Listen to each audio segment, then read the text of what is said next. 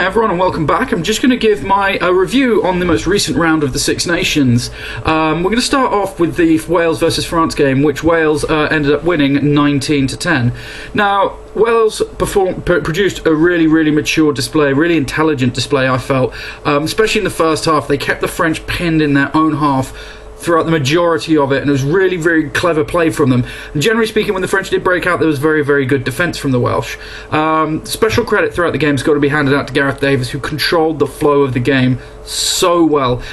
Just made sure that that when quick ball was needed, it was gotten. When a defensive line needed to be organised, he was there for it. So, man of the match, absolutely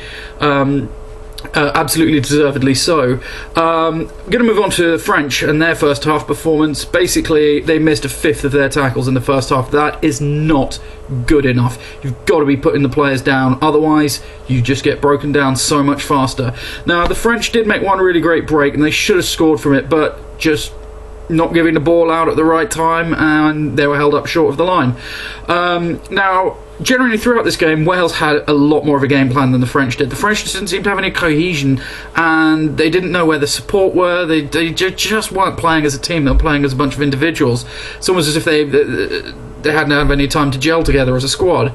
Now, what I liked about the Welsh game today, they used their backs a lot more. I don't know why I said today. It was on Friday. They used their backs more, and I've been crying out for them to use their backs more. So they've got some great backs, but they seem to be sort of scared of shipping it wide. But they did that today. They did that on Friday, and it really worked well for them. They scored quite comfortable, and they looked just generally comfortable in this one.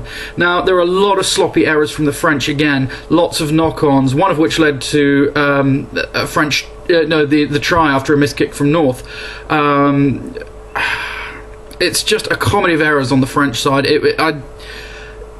I don't know what to say. I mean, the French did put some really great pressure on the 50-minute mark. The front three did very well. But again, great defence from Wales, who did get a bit lucky that, the French were putting a ton of pressure on.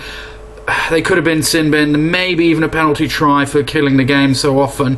One positive from the French, Plisson, he kicked really well. And when Trenduc came on, he really changed the flow of the game. He really should have started. He just seemed to play. He just seemed to bring such a cohesion to the team.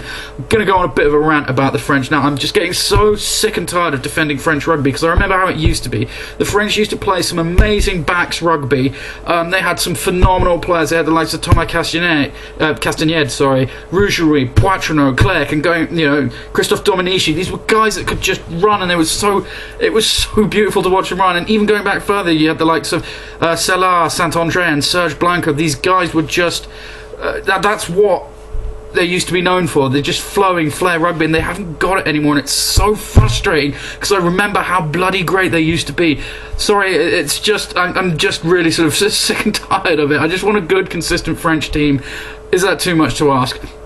But anyway, we're going to move on from that, and we're going to talk about the Italy-Scotland game now. Now, this was what Scotland did really well in this game is they got really good, quick play, especially in the first half, and kept the Italians on the back foot. The Italians were rushing up a little bit too quickly in the line, and that allowed the Scots to take advantage of it, and certainly burrow through the line and score really well. Now, Scotland did really well in the backs, and they got good quick ball, quick passing movements, and then again another flanker bursting over through the line thanks to quick hands and sort of quick heads. Now, where Scotland also really impressed me was at the breakdown. They did really well in getting themselves quick ball. They made sure that the Italian defence didn't have time to reorganise. Now, this left the half-time score poised at 17-10, but Scotland definitely, to me, looked a lot more dangerous.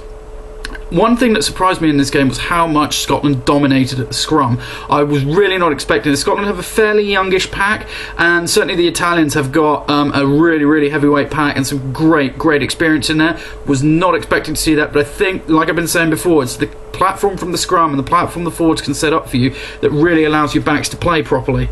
Italy did come back into the game though, and they did score a really good try. And there was some good forward play that saw them sort of roll over the line. Parise, as always, was outstanding throughout the game. And again, the combination of Sato and the centre, I completely forgot his name, Campagnaro, sorry. Again, they were both excellent, they both caused problems, but Scotland were really able to see at the game on something they've lacked before, game management. They've been ahead and they've conceded so many late tries recently, but they did this. Another great try, again from Tommy Seymour right at the death to ensure that Scotland grabbed their first win in Rome for a while. They needed this. They've been playing well recently and just not getting the results, so it's good to see this one happening for them. Now we're going to move on to another important game, and this was England versus Ireland. Now, England were back to their old ways, in my opinion. Too many pointless penalties. England did win this game 21-10. I've got to point this out, but I was just really disappointed to see silly but stupid penalties and kickable positions coming in when they just weren't necessary. But one thing England did very well, and they've been doing very well throughout this tournament, is they were really great under the high ball. Mike Brown and Anthony Watson they never let anything, they never dropped anything. Now Ireland did defend really well, especially when England were just camped close to the line for so long. What they did so well is they slowed the pace down and they made sure that they remained disciplined at the breakdown.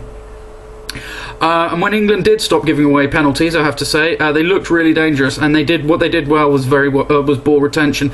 Now, two standouts for England: the debutant, or at least making his first start, Maro Itoje, and also Billy Vunipola. These two guys were just. The crash ball from these guys was excellent. Ireland really struggled to put Vunipola down, especially. Again, he was the man of the match, completely deservedly so. He caused so many problems for Ireland. Every single point England scored, he was at the centre of it. The one thing and where this really showed was when you looked at the gain line. England were making, every time they crashed through, they made a gain, and they did it all throughout the game, and this helped them build a good attacking platform and unsettle the Irish. Now, in the second half, Ireland really came out the blocks and got an early score when Conor Murray borrowed over from close range to give Ireland that 4-point lead, but England really fought back on the hour mark. Quick tries from Anthony Watson and Mike Brown put England in control of the match. And then from that point on, England just controlled the game. They didn't try and risk anything. It was very clever play. It was a very mature display from a fairly youngish team.